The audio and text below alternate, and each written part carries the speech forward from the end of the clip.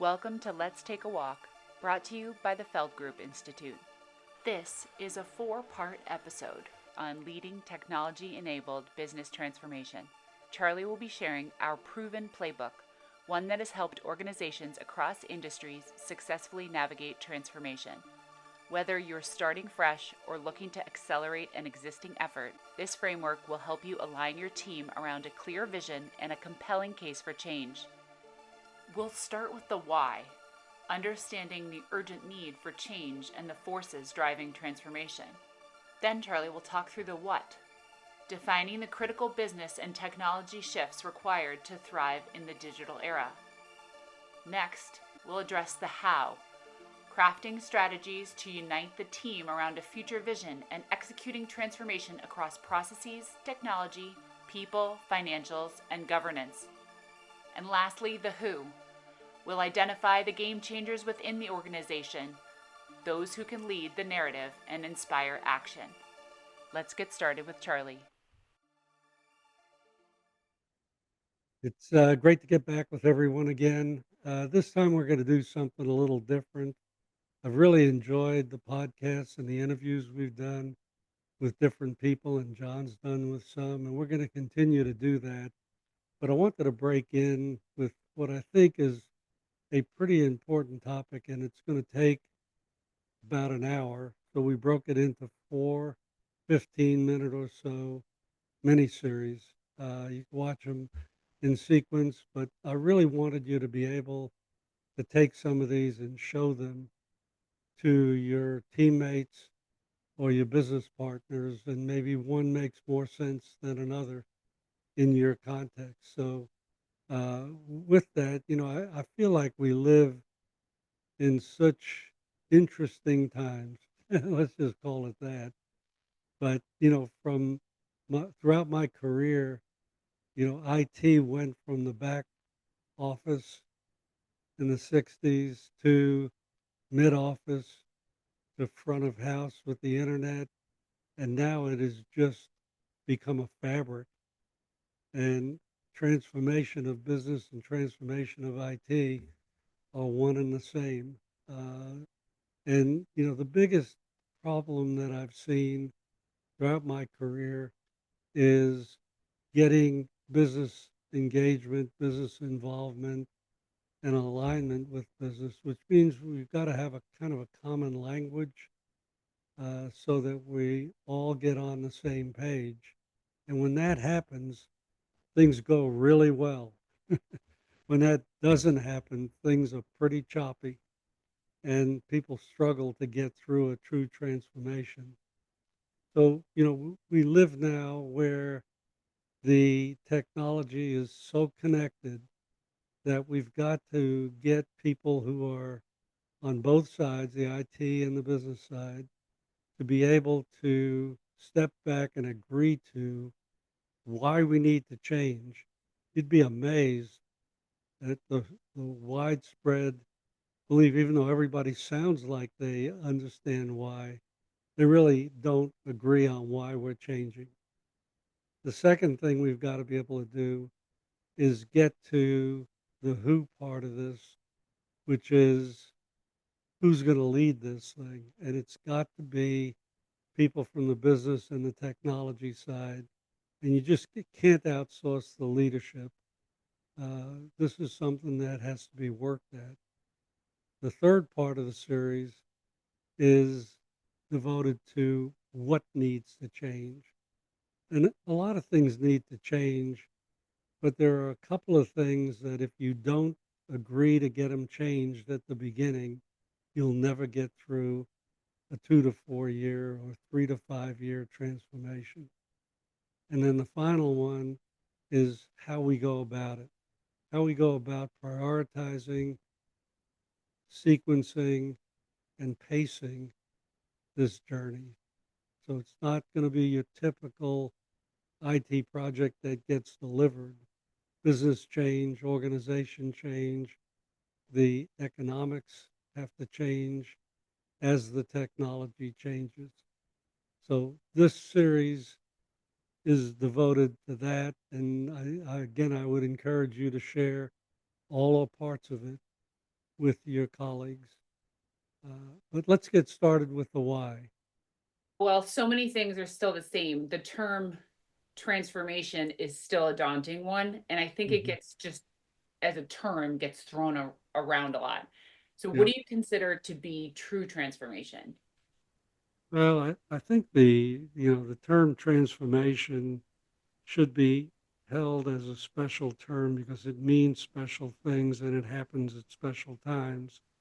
During my lifetime and career, the mainframe computer that was announced in 1964 was transformational because up to that point, it was kind of regional, local businesses. They were all local until the automobile came in, and then they were able to be regional, right? But then when the mainframe came in, all the regional businesses started centralizing and functionalizing around a centralized mainframe and got a lot of leverage in it for decades. During that 60s, 70s, 80s, into the 90s, there was incremental change. So there was the distributed world, which allowed us to put handhelds on route trucks and, more distributed computing in the manufacturing plants and distribution centers. That was incremental for about 30 years from the mid 60s to the early 90s. And then in the early 90s, the internet came about. And then within that, there was another invention, which was mobility, which kind of was transformational in itself. But when you put the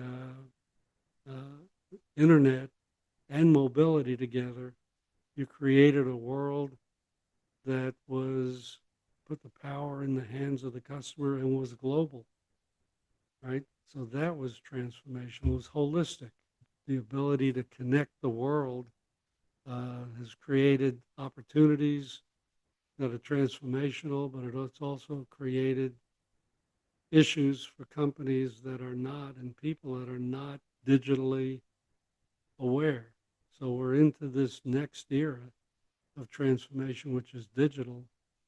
But this one is very stunning in the way it came up, how fast it is being adopted, and the impact, positive or negative, that it could have. So it's really important that people pay attention to this era as transformational.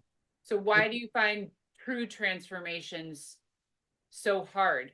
well, true transformations as opposed to uh, incremental transformations are holistic and they change everything about the business processes, the technology, the organization structures, leadership, culture, economics, and the operating models of companies. So a true transformation era like this one is will require all of that to happen. And the reason that it's so hard is one, you've got to get the entire leadership team bought into the idea that we're in the middle of a transformation. It's serious, it's not incremental, and it's going to take a sequence paced multi year journey. I mean, we're not going to do this by buying technology and just sticking it in because inherent in the structure of the company are business processes, right, that need to change, organizations that need to change dramatically, and that's probably the hardest thing to change, right? And economics, you've got to invest in it, and all of those components have a legacy component to it. So there's a legacy culture, not just legacy systems, right?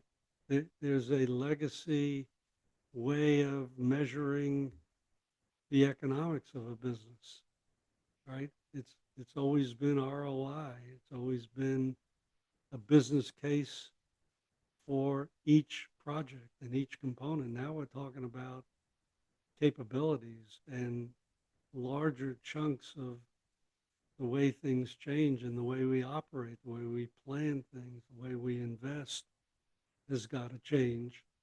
And all of that has to be sequenced together. So what we've done with IT in particular, but with just about everything, is in each of these transformational areas that we've talked about before, we built veneers on top of it. We built websites. So if you brought in a big AI head engine that was very powerful to be able to assimilate and sort what does it mean if tariffs change? What does it mean if the Fed raises or lowers an interest rate? What does it mean if there's a strike and a disruption?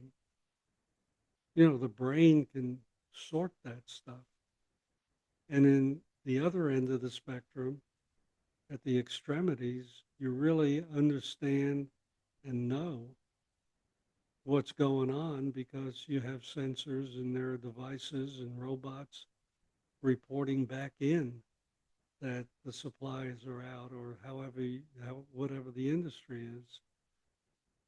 The problem is the digital nervous system that sits between them in many companies still has mainframe technology and it still has distributed and PC and internet and mobility and every era we've had before because we've put veneers on top of things instead of going in and changing it.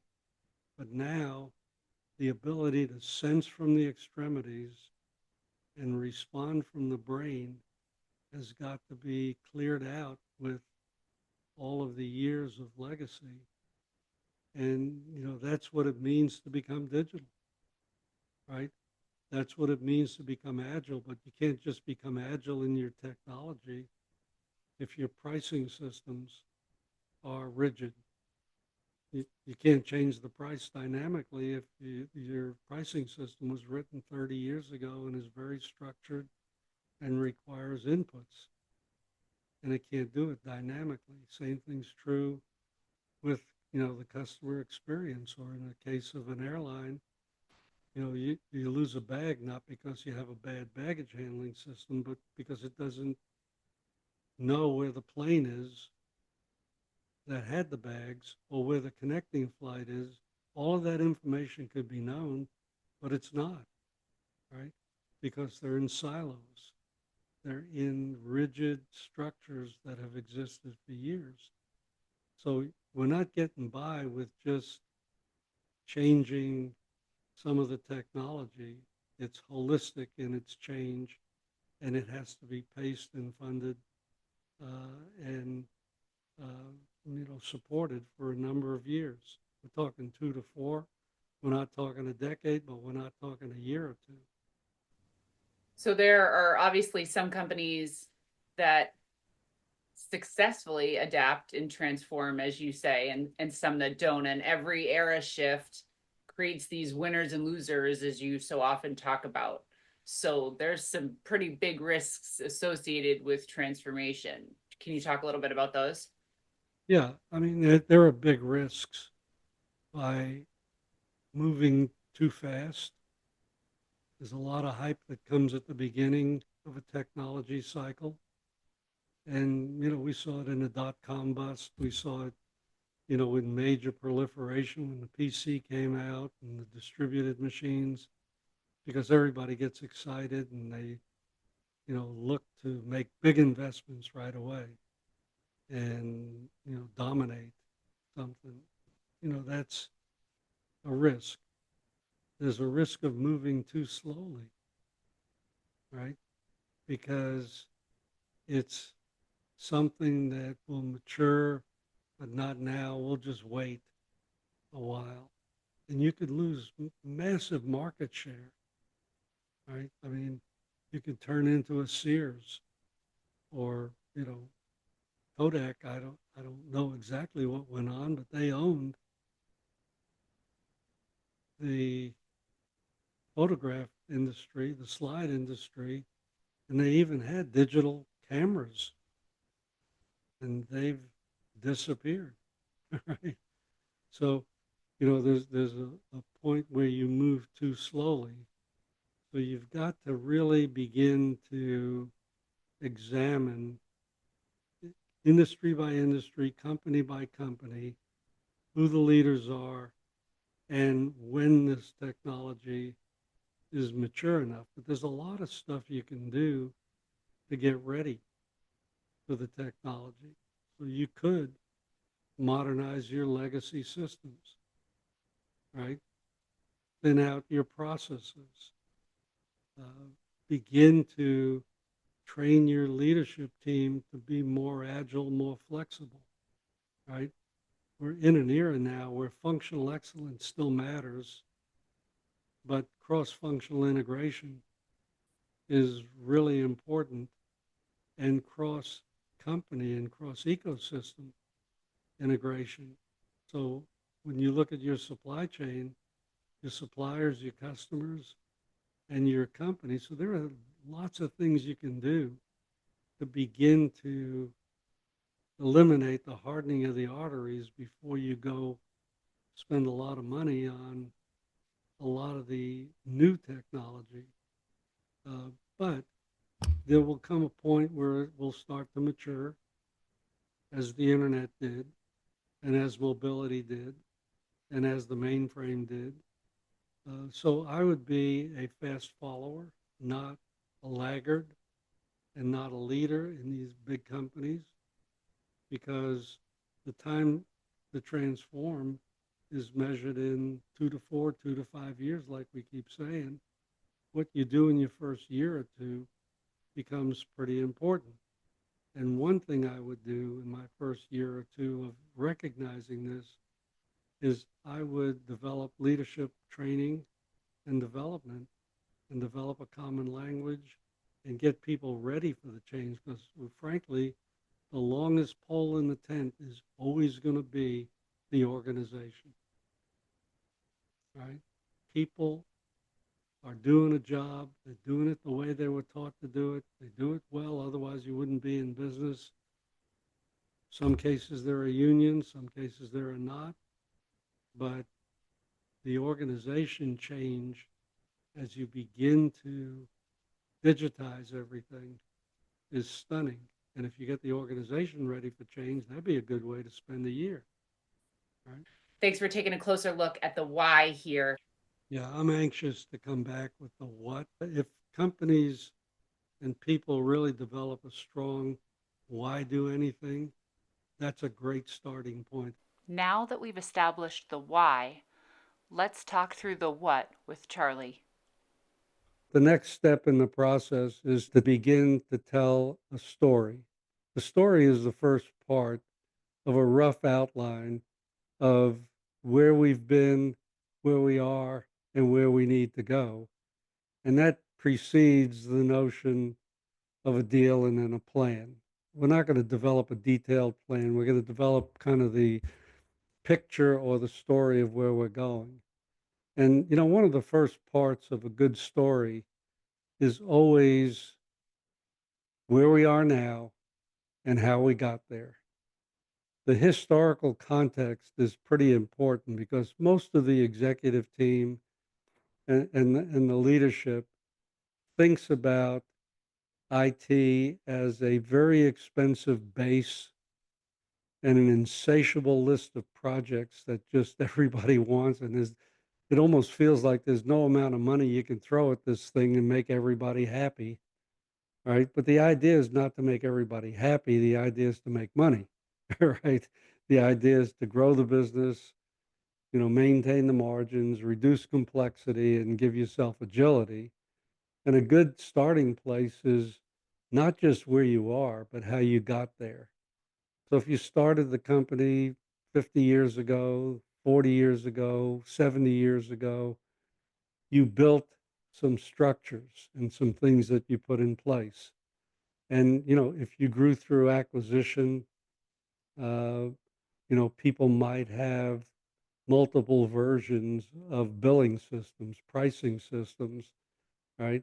If you went through periods of time and, 10, 20 years ago where the, the structure was outsourced because that was the thing to do and we under financial pressure, that left an imprint because 10 years after the outsource, we might have insourced and then we offshored, right? So we didn't just get where we got to without previous decisions that made sense at the time, right? Nobody's accusing anybody of anything, but the reason that we're complex, expensive, slow, risky is not because we designed it that way. It just happened to us over time, making business decisions, technology decisions, sometimes through good years, sometimes through bad years, and that ended us up where we ended up. So it's really important for the first part of the story, like any other story, to tell the history of what got us here. The second part of it is, okay, where do we want to go? And that's the future state. So the game changer team needs to be working on both the current state and history and some idea of the future state. Because when you lay out a future state in a world that we're moving to, it's going to have a different competitive environment. It's going to have a different set of economic and regulatory issues. It's going to have a different set of technologies. It's going to have a different organization structure. And one of the things that you're trying to get to in this story is this notion of what got us here won't get us to where we need to go. So we really have got to think about change. And that, along with the why and the 15 or 20 game changers, sets up the tension between where we are and where we want to go.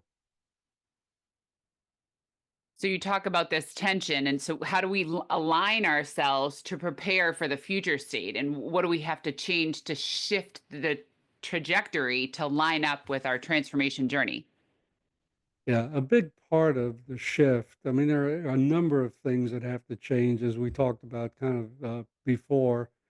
I mean, the business organization structure, the leadership, the culture, lots of things may have to change, but foundational to the change is looking at technology in a different way from an economic point of view.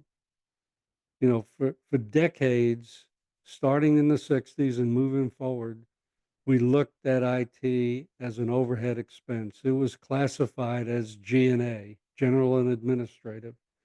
And that made sense in the 60s and 70s because what we were doing mostly was automating clerical and processes out of the system and having automated payroll instead of people writing payroll checks and having automated accounts receivable and accounts payable.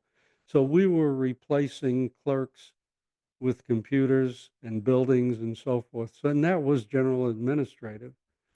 When we got into the 80s in the distributed world, we started uh, expanding the scope to manufacturing plants, right? To route salesmen or to, the end point of sales.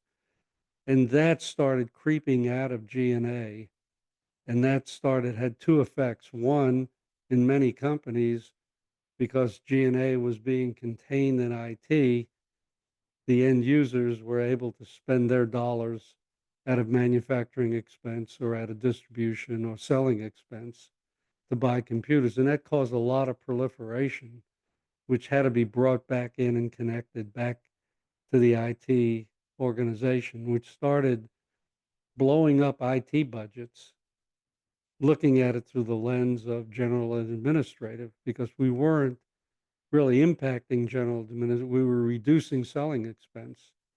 We were improving manufacturing costs and processes, but it was still being counted against G&A. as we've come forward through the internet era and every other era that we've had, including mobility and, COVID, and now everything's virtual, it is pretty clear to most people that we can't keep looking at IT as overhead expense. It is a fabric that's pervasive throughout every process in the company with devices and robots and data and GPS and AI. If you try to constrain it with the economic model of overhead, then you're going to lose, right? So we've got to come up with a different way of accounting for things, which turns out to be not that different than the way we account for everything else in the business. So if you looked at the IT G&A structure, it was always looking at projects from functions or from business units within an annual operating plan framework. But if you looked at fleet and capital expenses for plants, fleet, every other part of the business, they were multi-year investments with incremental implementation. And really, that's what we're talking about looking at IT. The companies that look at IT through the lens of a 3 to 5 year window, not a 1 year annual plan, look at it across the corporation, not by projects, but by capabilities, which are reusable from one function to another, right? And look at having a big picture architecture, but at the same time, implemented in small increments so that value can be created along the way. And, I've worked in airlines before where it was pretty clear, if you make the analogy, that, if you're going to buy several hundred planes, you're going to buy them over 5 to 7 years, but you're going to implement them 10 planes at a time. And when you get that 12th or 15th plane in, you're going to be able to start retiring some of the older planes. And there's an economic case built around that. So the idea of plan big, right? Design big, architect big, but implement small and return value along the way is the same paradigm that we've got to use for IT going forward. And that is the biggest shift. That will require shifts in culture, that'll require shifts in who's accountable for what, and hey, you'll have to change the operating model of how you do your planning, building, and running to be more agile and more uh, composite solutions with more leverage. Are these changes that you're talking about, are they just for the transformation or are they permanent? Well, they have been generally for the transformation over the last few decades, but now we're in an era where before you get to the 3 to 5 year, things are going to change, right? So, because of where we are in the technology cycle and where we are in the business cycles and the whole geopolitical tariffs and everything that's changing, we're going to be in a world of continuous transformation. And in a world of continuous transformation, we've got to build things in a way that allows you to replace components, not have to replace big chunks of things. So you might implement a cloud solution, and before you get to the 3 to 5 year window, there's another version of cloud. Well, in the old monolithic world of architecture, you would be touching everything above it. In a world that's architected well, you would only be having to deal with the infrastructure layer because it was separated from the applications and the data and the end user digital experiences. So when we get to the next installment, which is the how it's architected, or how do we go about it, uh, you know, architecture matters. It matters a lot. Now Charlie will answer our questions about the how. When we talked about the what, we were imagining preparing for a world of continuous transformation with just an endless cycle of unknowns that someone would face ahead. So when we start our stories with the history and how we've ended up in our current state, how do we even begin to craft a future vision that will be compelling given that we're preparing for so many unknowns? Yeah, I think the future vision is a lot more fun because you've got to use your imagination. And the first thing I do is I'd get the game changers uh, off site for a couple of days, talk about all of the different strategies that each of the functions were focused on. But the key is to really get our mind around what the company's economic projections have been for growth, for margins. And these are things that are usually 3 to 5 years out that they've talked to the shareholders about or the board, uh, possibly had analyst days where they committed publicly to certain growth and margin numbers. And now we're sitting here in the current state. We know where we are economically, and we've got to begin to really stretch our mind and keep an unconstrained future state to get to those targets. So a big part of that couple of days is to go through all of the things that the leadership has said. For example, one of the great tools now that makes it a lot more fun is ChatGPT, right? You could get on chat and just say, what has X company, what have we said about our growth numbers at analyst days for the last couple of years? What did we say in the annual report for these are things that used to take days to get at, but at least it's a starting point, right? And that kind of leads to the idea of, boy, there's no way to make those kind of numbers if we continue current course and speed.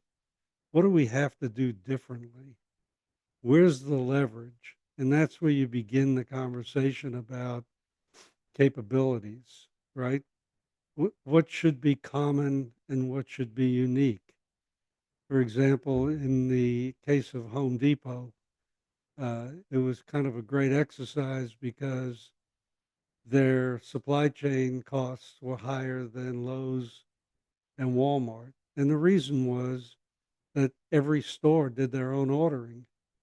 In the future state, we had to begin to say that we need a common centralized procurement system to get the leverage of a company of scale that we are now. Same thing happened at FedEx. FedEx got to a place where operating independently as express ground freight, uh, was not economically leveraged. And they came up with the idea of one FedEx. And that was all there, but it just needed to be put together as a top line story. The other thing that's important is each of the business units and functions are also working generally with consulting groups, and good work is being done inside those consulting groups, but not leveraged across. So as the game changers begin to talk about what they're looking to do to get leverage or growth in their own areas, they begin to recognize that what they do matters to the other functions. So it's a great way to get started if you're willing to go kind of a high level, unconstrained, use your imagination for a few days. You could begin to come up with a generalized picture that really screams at you and says, if we keep doing what we're doing, we're never going to get to those kind of economic gains. So, is there a language that we should use to be able to convert this vision into actionable dialogue, business dialogue that can be used to tell the story of the future state? Yeah, I think the thing that we found in terms of a language that we use and now the whole world uses it is what is it that we need the ability to do?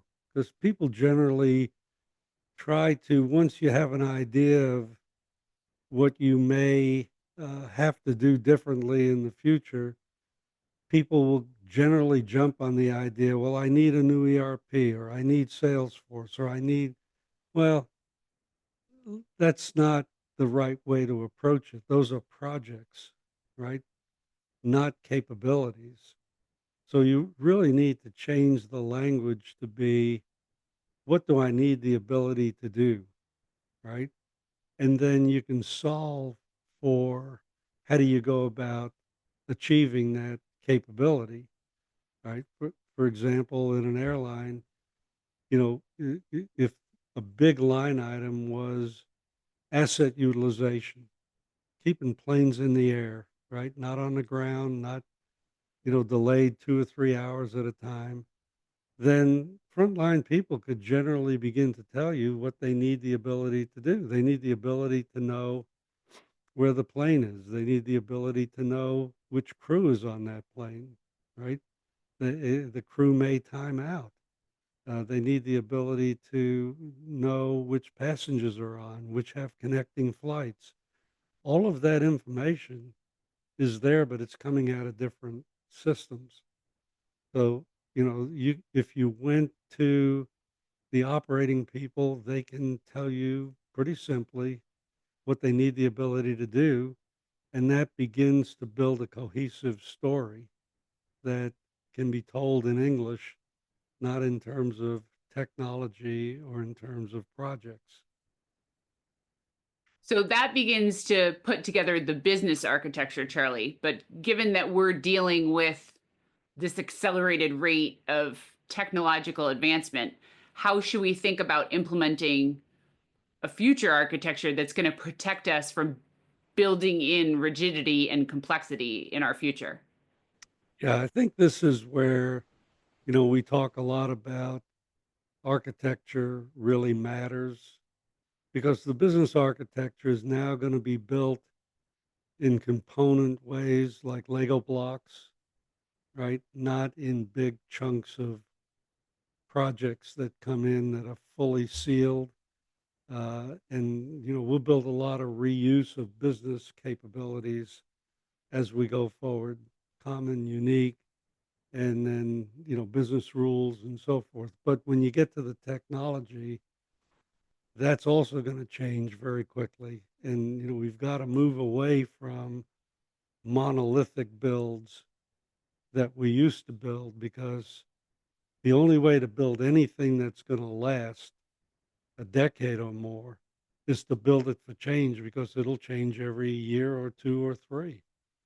So it's a similar kind of idea of componentizing the technical architecture. And in that case, we're talking about platforms, right? Not their technical capabilities, but packaged in what we look at as four platforms in the architecture. One is the infrastructure. The next one up from that is the application business logic platform. The next one up from that is the data platform and integration layer. And then the last one is the digital experience where a lot of the edge technology and human interaction happens. Those used to be built monolithically in terms of mainframes and mid-tier technology. And in this era, the technology will change in different speeds in different layers. So the infrastructure will change quicker than the data layer and the application layer. So getting the business architecture laid onto a technical architecture that's built to change in mind will give us a durable notion, right, as we go forward. Now, the other component of it is all of that needs to be wrapped in security. And security is pervasive. It's not a platform or a component. It's a backplane, if you will, of everything that needs to be plugged into it. So, getting enterprise architects, domain architects, solution architects, as opposed to, you know, more developers. We're going to be doing a lot more architecture work if we're going to go forward. So when we begin to talk about the organization changes that have to happen, this is one of the key places where you've got to really make an investment as part of this transformation. Okay, so now we have all the pieces, the why, the what, and the how. How do we begin to put the story together and begin a phase of an alignment and adjustment within our executive committees to include it a line of sight through to what the value that we're creating? Right. Yeah, I think that's also part of the fun part because it's not like we're going to go away for 90 days or so and come back with a big button down PowerPoint presentation or document like a consulting document. We're going to have a number of iterations of what we're doing here. So, you know, we will have the couple of day offsite, then it'll be followed by independent work, and then we'll bring the game changers back together again to kind of start sewing the pieces of current state, the future state, the business architecture, and the technical architecture. And we're continuously trying to solve for the economic model, right? In terms of how do we create business value and get leverage and flexibility and so forth. As we go forward, the game changers should be starting to include some informal review and kind of bounce their ideas off of their peers and their leaders that are probably on the executive committee. So the finance team that's part of game changers should be covering a lot of this with the CFO and explaining it to them and getting their input, right? And then probably 45 days into it, you want to bring the executive team together for a couple of hours, not a couple of days, but not an hour or 15-minute update, but a little bit of a working session where they could begin to see how these stories are coming together, right? And begin to get a little bit excited about it in some places, or in other places to say, no, we're not going to do that. That is not consistent with our whatever issue they might have with it. Because in the end, we're trying to shape the business model of the future, right? And they may have a different idea. They may want to sell off pieces of the company going forward, or they may want to do a lot of acquisition work to get to the number. So you're having an interaction and you're getting really good feedback. Um, and the people that are really presenting in that couple hour session are really the game changers. It shouldn't be the CIO with a PowerPoint standing there trying to sell them on the idea. And, if it takes a little longer because they have questions, the key thing is they're engaged. And when they're engaged in shaping the future, they will own the future as we go forward, right? And then at some point, hopefully it's within 90 or 120 days, you'll have an agreed to why we need to change, what we need to change, and how we're going to go about it. And that is just the beginning of the installment of the impact that that's going to have on the organization, the kind of investment it's going to take, how long it's going to take, and when do we start seeing the value, right? And what kind of changes do we need to make to the culture, right? So, the whole thing starts coming together in multiple iterations, not in one knockdown, drag out presentation, which you may get an okay on, but you wouldn't have a deep, rich ownership for, right? So that's the process that we've used over the years. Generally within, 90, 120 days from the time you get started, after you have a why change notion that's agreed to, you should be able to begin looking for what we might call a beachhead or a starting place, right? Because we still don't have a deal. We're just looking to get agreement on the story and get enough of a commitment to make the first year investment in beginning to turn. Now we'll talk with Charlie about the who. So, how do you then take steps forward? How are you starting to mobilize this transformation? And how do you use that why that you've established as leverage? Yeah, I think the good news is I think most executive teams now have a pretty good sense that something big is going on and that to achieve growth and margin structures and meet the market expectation, we're going to have to do something different. The world is very dynamic and it's just every day in the news. Even when we do these recordings, sometimes we take an hour and you walk out and something changed when you turn the news on, right? So you've got to be a lot more flexible. I think the why is establishing itself through events. And, but it needs to be solidified as we talked about before. Somebody needs to write it down and have the whole executive committee kind of look at it and say, yep, that's why we have to change. We've got to be more fluid. We've got to get our cost structure in the right shape. We got to be able to change our supply chain vectors and so forth.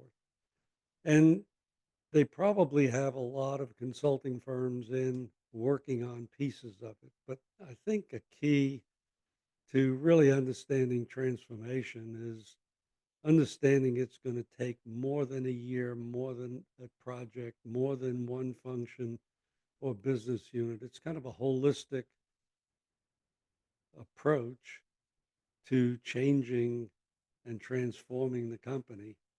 And in order to do that, it would be a mistake to outsource the transformation. And therefore, you've got to build some internal capability to be able to sustain a multi-year journey that's cross-functional, cross-business unit, cross-ecosystem, as opposed to improving one function or one thing 1 year at a time, although that's the way it'll get executed. And one of the things that becomes important between the why step and the next steps of what, how, who, and when is to form a team, right? First, it needs to be a team that represents the functions and the business units, and they need to be um, high potential, trusted lieutenants. Doesn't have to be the CFO. It needs to be somebody that's a leader in finance, maybe at the VP or director level, right? And they need to be assigned to this, and it's going to hurt because they're the most valuable people you have. And, you don't want to take people that have time. You want to take people that don't have time, but you also don't want to take them out of their job. But you want to form a cross-functional team, right, that represent each function, including IT, and begin the journey by getting them some leadership development, getting them a common language, and getting them a common framework. And we're probably talking about half time, at least for 90 or 120 days. But that's an investment if we're going to spend, millions or tens of millions or hundreds of millions of dollars. We got to get it right. And getting it right means investing in building your own team. And they need to be game changers. They need to be people that can think about the future, not how to incrementally improve what we have right now. So when you're forming this team, you mentioned a lot of different viewpoints that are going to come from across an organization, and there's well-established silos, and you have these different groups of consultants that you mentioned, and they're all looking at different pages of the Zoom book that we all know and love. So how do you organize the people as you approach the transformation? How do you ensure that every function that you've mentioned is represented?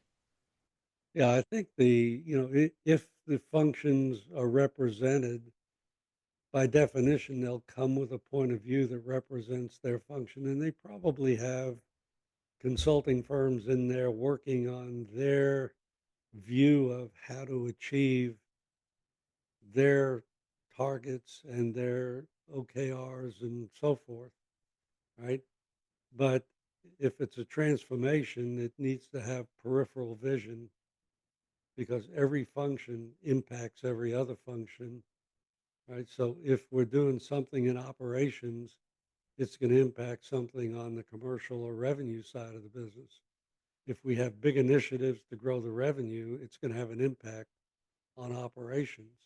And they're all going to have an impact on finance and economics. They're all going to be competing for the same investments and committing to but it's not unusual to see a massive effort in operations hurt a commercial effort, or a commercial effort to give the customer more choice is going to hurt the operation leverage. So we've got to get this game changer team together to represent each function because, it's a weak link sport. And, we're looking at the whole business here.